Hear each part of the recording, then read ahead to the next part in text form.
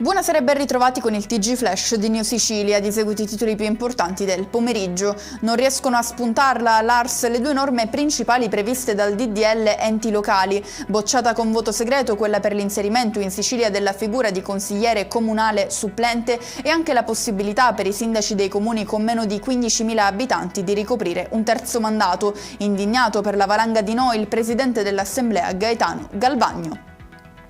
Torna a riunirsi la cabina di regia istituita dal presidente della regione Renato Schifani per proseguire con la conta dei danni provocati dal ciclone Harry in tutta l'isola, così da presentare a Roma l'elenco completo degli interventi necessari per permettere ai territori colpiti dal maltempo di risollevarsi. Arriva il via libera del governo Schifani ai 2 decreti per incentivare le assunzioni a tempo indeterminato previsti dalla legge di stabilità attraverso lo stanziamento di 600 milioni di euro. Rimane a Taormina il reparto di cardiochirurgia pediatrica, ma la sua gestione sarà collegata al Policlinico di Catania, lo ha deciso oggi la Commissione Salute all'Assemblea regionale siciliana.